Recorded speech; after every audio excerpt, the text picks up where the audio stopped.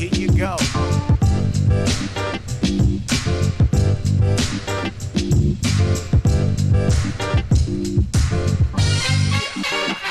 Yeah. First ring. That's the Nothing Personal word of the day. It is Thursday, November 2nd, 2023. And the World Series is over, and the Texas Rangers have their first ring. And if you are live watching me on Nothing Personal with David Sampson YouTube channel, you will notice that I got out of Stamford, Connecticut in a hurry. And I am back in my studio. Was there for the postseason LCS and World Series. Post game on CBS Sports HQ. Got back to the hotel about 1 o'clock in the morning, packed up, drove a couple hours, stayed up all night cleaning, laundry, setting up, getting ready for the show. And here I am on nary a wink, the first day of the offseason. The Texas Rangers are the World Series champions in a World Series watched by very few of us, but will be enjoyed forever by many people in Texas. My hat's off. My gallon hat is off to Chris Young. I don't mind being wrong. The Braves did not beat the Astros. That did not happen. That was my preseason pick. The Diamondbacks did not beat the Rangers. That was my World Series pick. I forgot to take into account that the Rangers lineup is a juggernaut. And they got it. They did it. Hats off to Chris Young, who did stuff as a GM that I criticized. And I was wrong. I thought it was a complete overpay of Marcus Semien, giving $500 million to two shortstops. Remember, that was the year that there were shortstops in the market. Lindor was one of them, I believe. Coca was Lindor in the same class, I believe he was. And they signed two of them, put Semien at second base, and they formed the top of the lineup that got them a ring. Right now, they are in Arizona. They partied all night. It is 5 in the morning there. Their team plane will take off somewhere around 11 a.m. They will get back to Texas, celebrate. The president of the team is thinking about the parade. They're going to start designing rings, start selling ticket packages. It's amazing to win the World Series. I loved it. Thank you for following along with me during this postseason. It wasn't a terrible postseason. It started with a bunch of sweeps. MLB is despondent beyond repair, despondent that it was Diamondbacks Rangers, despondent that it only went 5 games. You make your money in 6 and 7. Hard to imagine with the start that Zach Gallen gave you yesterday. Perfect through 4 1/3. No hit through 5 maybe. They just couldn't score. All those runners in scoring position, and Nate Eovaldi, the former Marlin, beat Zach Gallen, the former Marlin. And now, a public service announcement to Mets fans. Beep, beep, beep, beep, beep. Jacob deGrom and Max Scherzer have a World Series ring, not from the Mets. This commercial brought to you by, Jacob deGrom, 6 starts. Max Scherzer, 8 starts. Jacob deGrom, 0 in the postseason. Max Scherzer, a couple in the postseason, and he stunk. And they're jumping around like they won the World Series. I'm happy for him. It's good. A.J. Burnett celebrated with us at 03, and he didn't really pitch much for us. It's good for players. I'm happy for Texas. Now, we get to move on to the offseason. And the offseason, this particular offseason, is going to be one for the ages. Every year, you always get the list of free agents, and you think this is going to be amazing. Last year, it was Aaron Judge. Remember, all of the focus. Will the Yankees sign Judge? Oh, my God, is there a sighting of him in San Francisco? Where's Carlos Correa going to go? What's Scott Boras doing? Every year, there's a different storyline. This year is the number one. Shohei Ohtani is a free agent. Free agency starts 5 days after the World Series, which means on November 6th, it will be go time. Shohei Ohtani is going to sign a contract not on November 6th.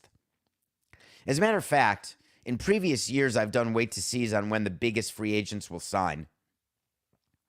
And it there was a period of time where it would go into January, sometimes even into spring training. I think Bryce Harper may have been a late sign with Philadelphia. I'm having a hard time remembering. But I've got a little prediction about Shohei Ohtani. I have been on record, the only one, and listen, I was the only one saying the Oakland A's aren't moving. How's that going to go for me? I'm the only one saying that Shohei Ohtani is going to re-sign with Anaheim, Angels of Los Angeles. How's that going to go for me? When the Dodgers are desperate, Steve Cohen is pretending he's not but is. The Mariners may even do it. The Giants don't want to be bridesmaids anymore. They'd love to give Bob Melvin a Shohei Ohtani. Bunch of teams could sign him to an incentive-laden deal because he's not going to pitch next year at all. So the question is, Bryce Harper did sign in late February. Thank you, Coca. Welcome to the show. Are you tired? Are you tired from the postseason? You're not really tired. I think, are you the guy who reads books with the game on mute in the background? Are you just tired of the postseason period, not from the postseason? My guess is you are. So I'm going to give you a wait to see on Shohei Ohtani. He will not sign before the new year. And the reason he won't is that it's going to be a very complicated contract. So make it an official wait to see that Shohei Ohtani does not sign before December 31st. And the reason why is that they're going to have to find a way to pay him to be a pitcher, even though he's not going to be a pitcher next year. And he's going to have to get multiple opt-outs. So some team is going to sign him, going to celebrate his signing, and could lose him quickly if he somehow recovers from a second Tommy John and becomes a number one starter again. Shohei Ohtani will be in the news this offseason when he wins the MVP. He may win it unanimously for the second time in 3 years, and he should have won it 3 in a row. So make that the official wait to see in order to make up for my Diamondbacks in 7 going right down the crapper that Shohei Ohtani signs after December 31st. We did have the Diamondbacks over the Rangers, thinking that it was going to go 6 games. We're now 3 games under 500. I stuck with the Diamondbacks and lost 3 in a row after it was tied at 1. So we are now 3 games below 500. And now there's no more baseball picks. So now we're sticking to basketball and football. Steelers play the Titans. Will Levis is the quarterback for the Titans. We're taking the Steelers minus 2.5. And the Sixers, we are taking them over the Raptors. I'll tell you why. Because they're so happy. They're so happy that Harden's gone that they may win this game by 25 points. What I want to get to early in the show is an article that came out in The Athletic yesterday. Evan Drellick and Ken Rosenthal. I think there was a third reporter as well, about our favorite team, the San Diego Padres. And when I saw the article, my eyes went like Porky Pig when his eyes get really big, when you feel like, or maybe it's Wile E. Coyote, or maybe it's the Roadrunner. All I know is that when anything's written about the Padres from an investigative standpoint, I am ready to pile on. I want to pile on. The story that got released yesterday says the following, that the San Diego Padres had some cash flow issues and were forced to take a $50 million loan in September in order to meet their financial obligations. And it goes on to say that they wanted to borrow $100 million, but MLB said, no, you can only borrow 50. What an opportunity for me to say that their payroll was too high. They did not have the revenue to cover the payroll. They lost a fortune. They have no idea what they're doing, and their team stinks, and they missed the playoffs. And my guess is they budgeted for playoff revenue, which they didn't get. They realized they weren't going to get it, and then needed to borrow money. I could say all that, and I want to so badly, but it's just not the case. So all of the articles and everything that's being written and all of the nameless sources in that story, baseball teams have something called floating lines of credit. A floating line of credit both has to do with the interest rate, but it also has to do with when you take it you must pay it back faster than your permanent line of credit, which you borrow money from and then leave it outstanding like it's a mortgage on your house. A permanent financing is when you borrow money and use it to buy a team, borrow money and use it to build a stadium. You then have a deal. Sometimes it's a 10-year deal with the bank, a 5-year deal with the bank, a 10-year deal with a 10-year option. And what you do with that permanent financing is you consistently refinance it. So let's say every 5 years, you have a amount of debt on your team, let's say $300 million, just for argument's sake. Every 5 years, it gets renewed. You have to do a whole thing where you go around and you get a syndicate. You have to do a road show where you meet with the banks. You show them your numbers. You say, look, we're doing what we said we would do. We pay our interest every month. Everything's good. We're just going to keep that going. But then there's a revolving line of credit. That's when you borrow money, but then you pay it back within 30 days, 60 days, 90 days. Just consider it temporary financing. The way baseball works is that you're paying your players from April to October. So you are spending the majority of your money in those 6 months. People may mistakenly say that's when you're getting all your revenue is April to October, and that would be wrong.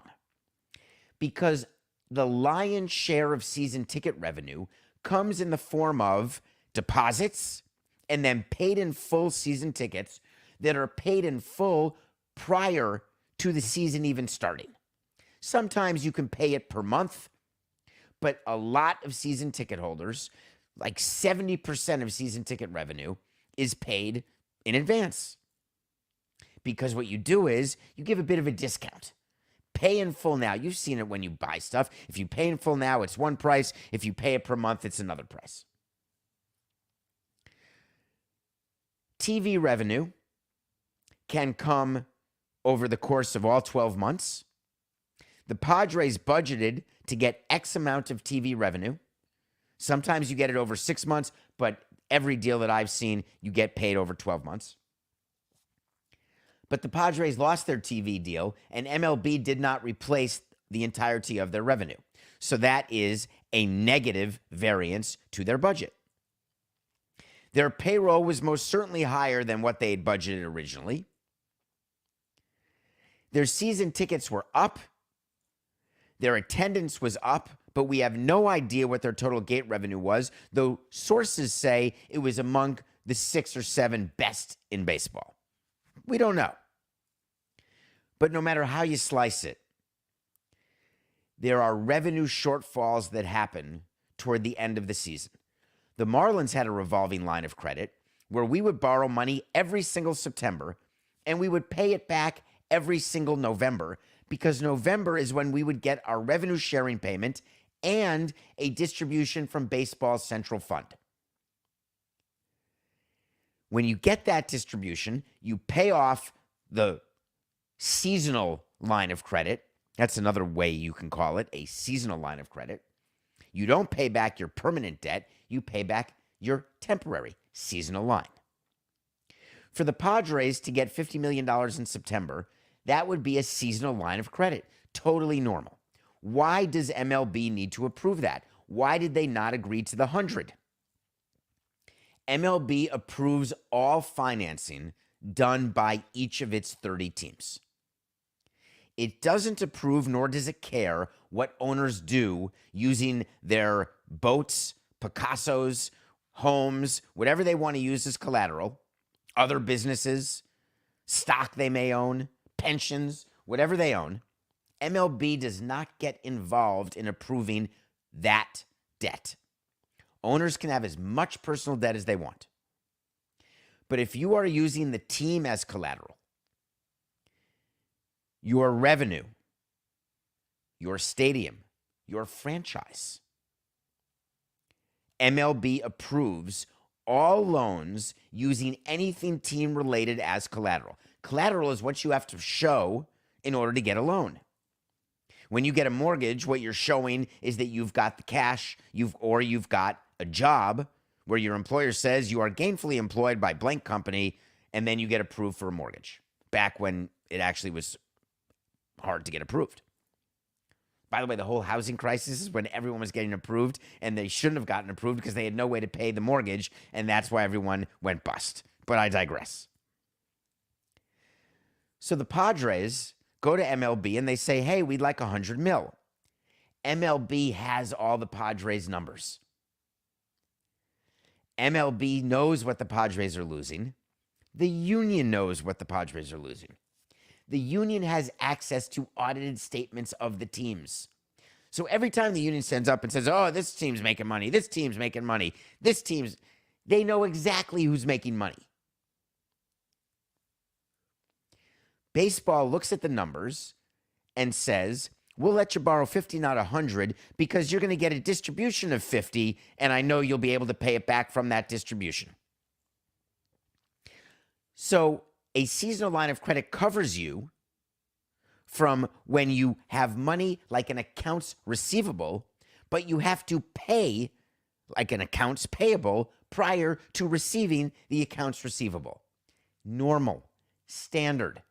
I cannot criticize nor sully the Padres for doing this. Yet, the team president, head of business operations, had to do statements, the CEO. He said, we established a capital plan for 2023 with our ownership group and lender partners and are operating our business in accordance with that plan. Great. Do you know what that says? Nothing. We showed our banks a plan that showed that we were losing this amount of money, but we were not allowed to use debt financing to fund losses. The owner had to put the money in himself. Dollars are fungible, so owners find a way to borrow money using different things in your franchise as collateral, not your national money. The national broadcast deal, all the corporate sponsors like the Capital One World Series, the Loan Depot, ALCS, all the things that baseball does, all the licensing for people who are buying hats on MLB.com, all that money is split 30 ways, and all of that money gets distributed to clubs. Not all of the money. They hold back some for strikes, lockouts, and various things. They don't want to give it to owners because then owners will just spend it on payroll. That money is actually collateral for industry loans. It used to be called Fleet. It's no longer Fleet Bank.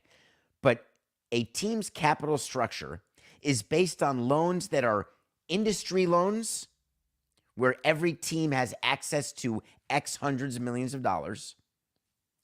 Your capital structure is based on that, and your capital structure is based on loans that the team takes out on its own. And there's a limit to the amount of debt a team can have. It's called the debt service rule. The debt service rule was negotiated with the union not paying attention, an absolutely huge win for the management. Because what it says is you cannot have X dollars of debt more than Y. Let's just say you're not allowed to have any debt at all if you're losing money. That's really what the rule is. Of course, everyone violates the rule.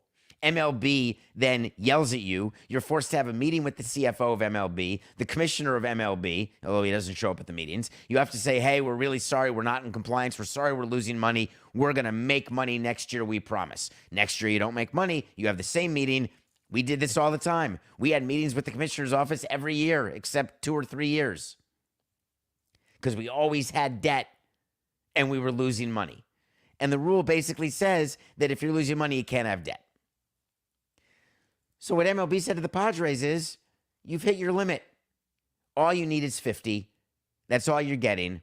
Lower your payroll. So when the team CEO says that they operated the business in accordance with the plan, yeah, I could make a plan that's absolutely ridiculous that shows we're losing a fortune. MLB does not need to or want to approve that plan, nor do banks. Which is why the Padres are going to have a new plan in 24. Which is why Juan Soto may be wearing pinstripes, but he's not going to be wearing mustard. The Padres will not be able to carry the payroll that they had this past year. They simply will not be able to withstand the losses. Their capital structure will not allow for it. God, did I want to get on the Padres more. I really did, but I couldn't. All right, let's take a break. When we come back, we're going to review a movie that I just watched with Bill Burr, and then I'm going to talk about what happens when you buy a team. Something happened in Ottawa. We don't talk about hockey much, but one of you asked a question on davidsamsonpodcast.com. By the way, don't forget to send pictures of the No Chance toilet pants, of the shirts that you're buying. Thank you for buying them. Thank you for wearing them. I love that you love them. I love getting pictures. I just got one, Coke, of someone in the wait to see, and horse hockey, though, is clearly the favorite, and I hope you're enjoying the hoodies that are now available on davidsamsonpodcast.com.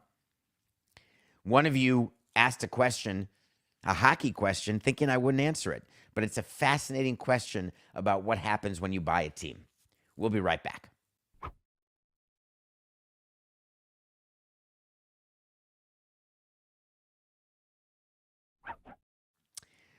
Welcome back to Nothing Personal. It's David Samson back in the home studio. And for those of you who think that I'm inconsistent, wondering, why do you do it from home? Why don't you get back to the office? Send an email to the Le Batard Show and say, hey, why isn't Nothing Personal in the New York studio yet? What do you think? I do like this background, though, and I do like being here. I'm still watching movies during the postseason. You can bet your bippy that I was going to watch Old Dads because I could use a laugh.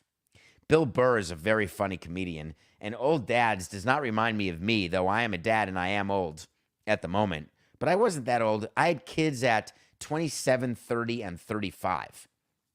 So I never felt as though I was an old dad. Then we got a group rate on vasectomies.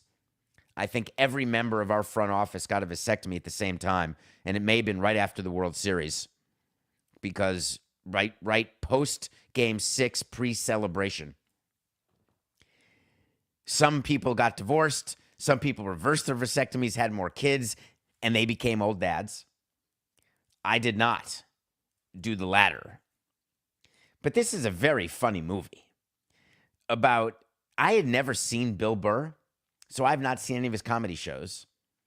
And as a result of seeing Old Dads, I'm going to watch some of his specials because he's hilarious. And he directed this, he wrote this, he stars in it. And it's just a funny expose about a bunch of dads. And it's not campy. It's not, what's the word when something is, they make it sort of a caricature. I can't think of the word right now. I'm having a moment. Just bear with me. I'm on zero sleep. It's not a parody, but that's not the word either. It's not, so many of you will get the word to me very quickly at David P. Samson on Twitter or however you find me, because for whatever reason, Coke, I forgot to even tell you this. When I couldn't think of a word last week, I immediately got a bunch of people telling me what I was thinking, which makes me so happy that the audience, we have such this great relationship that you're inside my brain, which probably is not the place you want to be. But this movie is not a blank of old dads, a caricature. That may not be the word. It's just a quality movie. Not like Oscar movie. It's just funny. So enjoy it. Old Dads. All right, I want to get to this story. I'm not going to read you the whole question here, but it started with, hi, David, so that's nice. It wasn't as so you want to talk to Samson, because that may come later in the show. But the question was about the Ottawa Senators, and I want to just tell you what happened. The Ottawa Senators fired their GM yesterday, but he got to say he resigned, but he didn't resign. He said he resigned, but then the owner said he was fired. And of course he was fired because no one in the front office resigns in the middle of a season. And the reason why the owner fired the GM is there were a few issues. And he's the new owner, the guy who spent $950 million on the Ottawa Senators, buying it from the Eugene Melnyk, the late Eugene Melnyk's kids. That's the deal that Gary Bettman couldn't approve fast enough because the valuation of his teams were finally approaching baseball, which made him so happy. He was whistling Dixie out of his tuchus, so he approved this deal. So this guy buys the Senators. His name is Michael Andlauer. And apparently, there were two things going on with the Ottawa Senators. There was an investigation into a trade that was done with a player and an issue with a no trade clause in a player contract. Should I digress and do my Graham Lloyd no trade clause story? Coco, do you want to hear that? Do people want to hear that? Here's the quick rule of a no trade clause. Don't give them. The only one I ever gave was to Stanton. And Graham Lloyd had some sort of clause. It couldn't have been from us, though, because when we signed him to a 3-year, $9 million deal in 2000, I don't believe we gave him a no trade clause. Or if we did, no, I really don't think we did. Now I'm wondering whether it was Graham Lloyd. It doesn't matter who it was. Here's the quick story. When you have a limited no trade clause, what it means is the player's allowed to give you a list of teams that you can't trade the player to. The player we had got traded to a team the player did not want to go to. And the player said to us, you can't trade me there. And we said, yes, we can. And the player said, no, you can't. I have a limited no trade clause and this team is on it. And we said, you never submitted the list. And he said, what do you mean? And the agent never submitted the list. He fired the agent. There was a grievance. I testified in the grievance. And here's what the result was.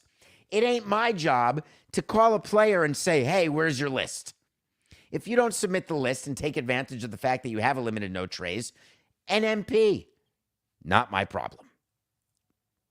So there was an issue with the Senators with the no trade and with the player and with whatever. That was one issue. Another issue is that there was an investigation that the NHL was doing. And what this new owner is claiming is that he didn't know about any of the investigations that were taking place by the NHL about the Senators.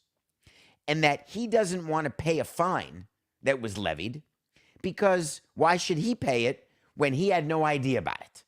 And it wasn't on his watch. And he said, from the seller's perspective, it was a non-issue. The owner is wondering, why does he have to pay for something that didn't happen on his watch? And then he said, the commissioner had a lot of time to deliberate on it and think about it. Why I inherited this is beyond me. This is a guy who just spent $950 million on a team, and he said, why I inherited this is beyond me? Why would it be beyond you? Did you read the purchase agreement? Did you read the reps and warranties? Did you assume all liabilities of the franchise? Just like you assumed all assets. Were there excluded liabilities? Is it possible that the seller of the franchise fraudulently did not disclose something in discovery, in due diligence? Is it possible that you didn't have strong enough reps and warranties where the seller said, hey, as is, good luck? Have you ever bought something as is? Like buying a house or a car, and the seller just says, hey, here it is. You want it, it's yours. If it breaks down on the way out of the driveway, not my problem. Or you can sign a contract which says, I'll buy your car, but if it breaks down in the first month, I get $1,000. I'll buy your house, but if it has termites that are discovered within 30 days, I get $10,000. Or the contract can say, I am representing that everything's good with the house. And if it's not good, the maximum you can get is $150. That's a clause that can be in a contract. Contracts are signed by two parties. When you sign something, you may want to read it. The fact that this owner is saying that he doesn't understand why he inherited these potential liabilities, I can't even believe it. I hope he runs the team better than Melnick did. And I certainly hope that this is not indicative of his ability to run a business. Yesterday, as we were going to pregame on CBS Sports HQ, there was breaking news that Bob Knight died. Bobby Knight was the coach of Indiana, you may remember. Do young people, Coca, know who Bob Knight is? He coached Army, Texas Tech, and Indiana. He won those championships in Indiana, like 3 national championships. 902 wins. He's like 6th all time. When he retired, he was number 1. He's the guy with the temper, anger management problem. He would have done very well with Jack Nicholson. He died yesterday, and I wanted to point out a thing that really struck me about all of the obituaries, all of the voiceovers that were done, all of the media people who were talking and writing about Bob Knight. And it seems as though that he was judged by many of his worst moments. I don't know Bob Knight, so I have no horse in this race. What I do know is that there's video of him throwing a chair across the court. There's video of him being physical with players. There's video of him doing things that today coaches can't do. They'd be fired immediately. What was that football coach that tapped a guy in the head, Bruce Arians? And everyone lost their minds. Abuse, abuse, abuse. Bob Knight would never have a job today. But yesterday was different than today. And I wonder, as I've told you before, when people die, I say things like, hey, this is an obit moment.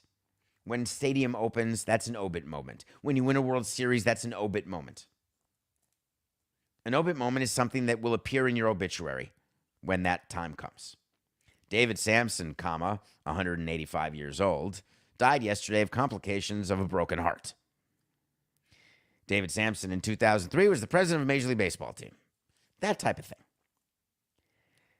Would you really want the worst part about you to be what's in your obituary? And what are the things that you do that no matter what will be part of your legacy?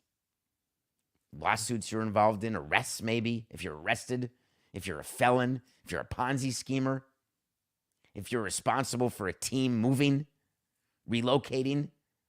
What's the limit? If you're a bad dad, does that go in there? David Samson, known to many as a bad father, died of complications of a hangnail at 120. I just felt that it was wrong. All of the articles and all the things about how he was this polarizing character and how he was a man of his time, but a great coach, like but a great coach, like as an afterthought. It bothered me. But rest in peace. All right, Coca. Actually, I want to, if you don't mind, can we do Inter Miami first? Before we do this, so you want to talk to Samson? I want to do Inter Miami. Inter Miami, Messi's soccer team. They were supposed to be on a plane right now, going to China. MLS playoffs are happening. At CBS, there was multiple screens during the World Series. Last night was game 1 of Columbus and Atlanta, and they play best of 3, and I believe Columbus won 2-0 in the first match. Did you like how I said 2-0, like I know what I'm talking about? Inter Miami is not in the playoffs. Messi won the Ballon d'Or, best soccer player in the world. And Jorge Mas, the owner of Inter Miami, is trying to capitalize and monetize having Leo Messi on his team.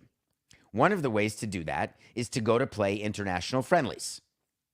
They were invited and had a deal to play international friendlies in China.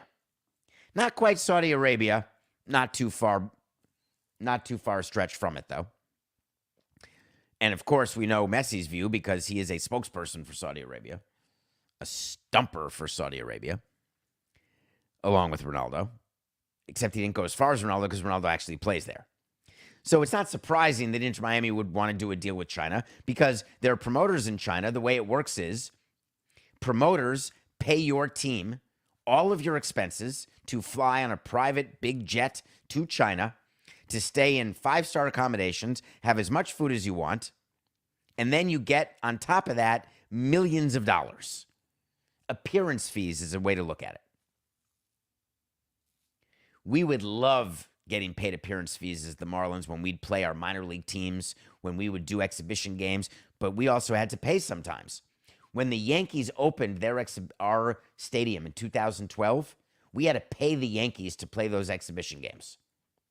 So teams make money by making appearances, by playing exhibition games. So Inter Miami is about to have one of these tours trying to build their business in China, whatever. And it got canceled last minute.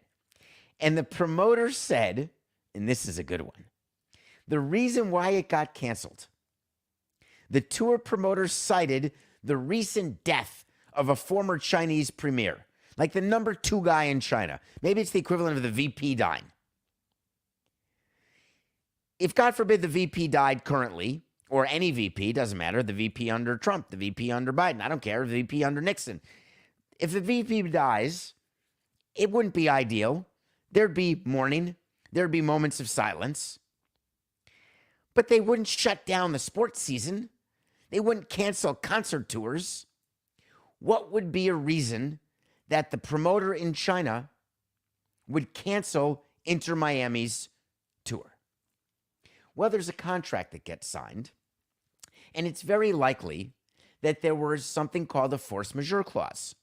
A force majeure clause is an out that someone who's paying an amount of money to someone to come gets to say, hey, there's a act of God that happened, and I cannot fulfill my part of the contract. You try to find an act of God if you're not selling tickets well enough. You try to find an act of God if you have any sort of issue with the expected revenue you're going to get that you were going to use to pay whoever it is that is coming to make the appearance for you. In China, it's hard to know exactly what happened, but can you not picture a scene where they weren't selling enough tickets? The 2-game exhibition was going to be a money loser, and the promoter said, I changed my mind. I can imagine that scenario. And Inter Miami would say, but wait a minute, pay us our money. And the promoter would say, I'm not paying you your money. We can't have the games. The VP died. What about the other way? What if Messi was promised by Jorge Mas to actually play or to make X number of appearances in China? Basically, being pimped out. We do that with players all the time. That's why part of the collective bargaining agreement has a minimum number of appearances for each player that they have to make, because we then monetize those appearances. We don't give players extra money. If they do appearances above that, we give them some money, and they can choose yes or no. But there's certain appearances that they just do. When Messi signed his deal, I promise you there were provisions in the contract for A, whether he had to do international friendlies, B, if he did have to do them, what he was going to get paid, having nothing to do with what the other players would get paid, and C, giving him an out if he didn't want to go or if he's hurt or whatever the case may be. So this is an example where either one of the two sides could have canceled this China tour, and the best they came up with was a promoter saying that someone died. But the truth is likely that either the sales were down or that Messi was not going to do or couldn't do what the promoter needed him or wanted him to do. So Inter Miami is now back in Miami. They're practicing for a couple of weeks before they break for a month, before training camp starts in January for the new season. Is that right, Coca? That MLS training camp is in January and they're still doing playoffs now in October? That is not a very long off season for playoff teams. But in any case, Jorge Mas, when he did the deal with Messi, clearly expected to monetize Messi, which means they're going to have to find other exhibitions to play in. They're going to have to find other sources of revenue. I'm going to give you a second wait to see today. Wait to see when we tell you something's going to happen. Sometimes it does, sometimes it doesn't. I like this one, and I like our chances. Before all is said and done, and Messi is no longer playing, Inter Miami will most certainly plan and execute another international friendly. It is a guarantee. It is way too much money for the owners of Inter Miami to pass up. Way too much. Wait to see. Inter Miami and Messi will plan another international friendly. Okay, Coca, we have 5 minutes left, and I want to cover this topic, and it comes with a little music. You know what I want? I want to talk to Samson. So you want to talk to Samson. Get in my Twitter at David P. Samson and ask me a question. Hello, David. Hello. I live in Atlanta. We actually have, what were the latest numbers? Something like 3% of people in Georgia. Thank you. I live in Atlanta. I just read that someone filed a lawsuit against the Braves and Jorge Soler for damages because of a foul ball. Can you explain how much money is at stake and who would have to pay? Well, yes, I can. Let me give you the background. When you buy a ticket to a game, there's something called assumption of risk. You are assuming that something bad may happen to you. Now, of course, we put signs, beware of foul balls. We used to put signs, beware of bats, but now they put nets up, so the bats don't really get into the stands too often. There's nets above the dugouts, so screaming line drives that pop you in the face, that doesn't happen too often. We tell our players, please, do not throw the balls in the stands. And the reason we tell them that is that, A, we don't want to waste balls. B, we don't want to hit anybody and then risk a lawsuit. And that's exactly what happened in this case. There is a woman who was at the game and got hit by a ball, not a batted ball, a thrown ball, not during the course of action, but in between innings, after warm-ups when they throw the ball into the stands, or at the end of an inning when they catch the third out. Threw it in the stands, apparently overhand with great velocity, and hit a woman in the face. And apparently she has a black eye, etc. They are suing the Braves and Soler. They want punitive damages. They're suing for negligence. And one of the things that our great legal system allows you to sue for is loss of relationship, physical relationship. Apparently, she was hit in the face, had a black eye, and was so upset about it that she wouldn't have sex with her husband. So her husband is suing the Braves saying, my wife won't have sex with me. Here's the amount of money he's going to win for that. 0. We got sued plenty of times, and we would just do a very simple math equation. How much will it cost to defend the litigation? And then we will settle for less than that amount. Sometimes on principle alone, we would go all the way, but most times we're going to settle. But we always had pictures because we're recording everything going on in the ballpark. So if there's a person on their phone during the game and they get hit with a foul ball, you're not going to get a big settlement. If Soler did throw the ball into the stands and she did get hit in the face with it, and it did give her an eye fracture, an orbital fracture, and it made her have a bad relationship with her husband, here's the amount of money Soler's going to have to pay. 0.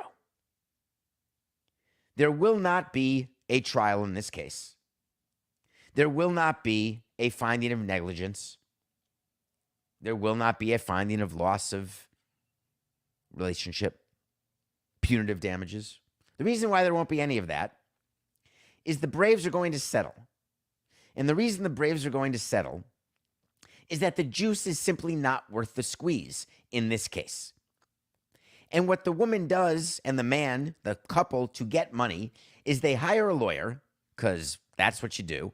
So they hire Saul, because you better call him. He fills out this lawsuit, which is absolute horse hockey. And the reason I say it's horse hockey is that you shouldn't be too surprised when you're at a baseball game that you have the opportunity to have a ball come to you. But more importantly, what exactly is that worth? The claim that it interrupted your life. $1,000, $5,000 maybe. In a case where I'm a softy, 10 grand. And more often than not, 0 pennies. And when I read this lawsuit, the reason why they named the Braves is they've got deep pockets, public company. The reason why they named the player is because the player has a contract with the Marlins. He's getting paid, let's say, $13 million a year. So their thought is they're going to get a fortune. When practically speaking, the lawsuit will disappear and the Braves will not collect anything from Soler. They will simply pay a pittance and there will be a full release from any further liability related to this foul ball, batted ball, thrown ball during the course of a game, in between innings, pregame or postgame. Standard operating procedure. Why would you ever settle a case like this and give in to this frivolousness? It's just business. Enjoy your $1,000. It's nothing personal.